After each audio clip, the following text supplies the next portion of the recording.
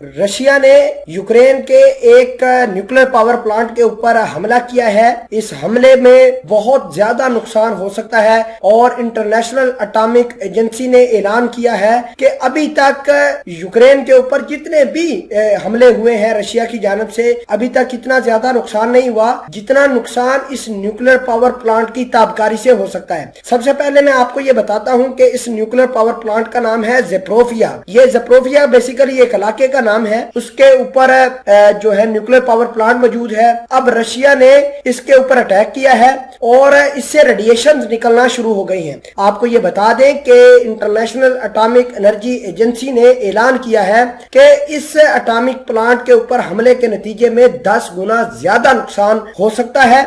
और आपको ये भी बता दें कि सदर पुतिन ने आज यूक्रेन के ऊपर बहुत एलिगेशंस लगाए हैं और इस एलिगेशंस के बारे में भी बात करेंगे। इसके अलावा अगर हम बात करें क्वाड की, तो क्वाड मीटिंग भी हो रही है। इसके अलावा सिक्योरिटी काउंसिल की मीटिंग भी जारी है, जिसमें रशिया जो न्यूक्लियर पावर प्लांट मौजूद है यूक्रेन के अंदर उनके ऊपर जो हमले हो रहा है, इस हवाले से यूनाइटेड नेशंस के अंदर सिक्योरिटी काउंसिल के अंदर ये चीजें डिस्कस की जाएंगी। मैं इस खबर के बारे में आपको मजीद आगाह करता हूं। तमाम तर चीजें आपको इसी एक खबर में मिल जाएंगी। छोटी सी गुजारिश है कि आप हमारा यूट्यूब चैनल हसना टीवी को सब्सक्राइब करके पास मौजूद घंटी के निशान को दबा लें ताकि लेटेस्ट न्यूज आप तक बर वक्त पहुंचती रहे। बात यह है कि रशिया ने एक न्यूक्लियर पावर प्लांट के ऊपर अटैक किया है, उसका नाम है ज़पोरिज़िया। इस न्यूक्लियर पावर प्लांट से ताबकारी निकलना शुरू हो गई है और सदर ज़ेलेंस्की जो कि यूक्रेन के सदर हैं, उनका कहना है कि हमारे मुल्क के अंदर यानी यूक्रेन के अंदर 11 न्यूक्लियर पावर प्लांट है। अगर रशिया इसी तरह न्यूक्लियर पावर प्लांट के ऊपर अगर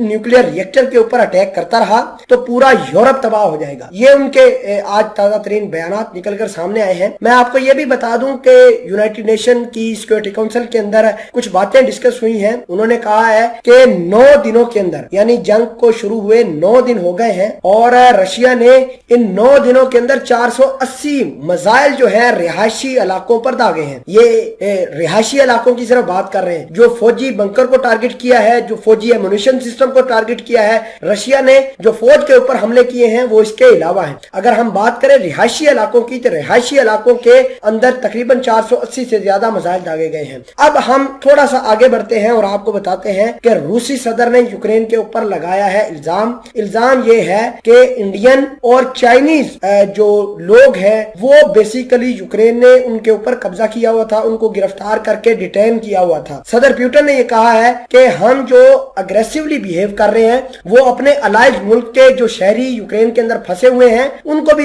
रेस्क्यू कर रहे हैं। तो आप देखिए कि रशिया खुद की लड़ाई तो लड़ ही रहा है, साथ वो चाइना की लड़ाई लड़ रहा है, भारत के साथ उसके स्ट्रेटेजिक रिलेशनशिप है उसकी लड़ाई लड़ रहा है। तो आप खुद अंदाजा कीजिए कि रशिया किस लेवल से आगे बढ़ रहा है। नाजरीन ग्रामी, अमेरिका लगातार यूरोप से कह रहा है कि रशिया को किसी तरीके से रोका जाए, क्योंकि रशिया के खिलाफ एक और सिर्फ एक प्लान था अमेरिका के पास कि रशिया के ऊपर इकोनॉमिक सैंक्शन लगा दो, रशिया खुद ब खुद भाग गएगा। लेकिन रशिया भागा नहीं है, रशिया डिटरमिन्ड है और रशिया ने अपना फौजी ऑपरेशन कंटिन्यू रखा हुआ है। आज 9 दिन गुजर गए हैं और हम देख रहे हैं कि बेलारूस के अंदर से भी हमले हो रहे हैं, खार्किव से भी हमले हो रहे हैं, कीव से भी अब दारुल हुकूमत कीव जो है वहां से भी हमले होना शुरू हो गए हैं। तो आप खुद अंदाजा लगाइए कि ये मामला कितने ज्यादा भयानक और कितने ज्यादा खतरनाक हो गए हैं।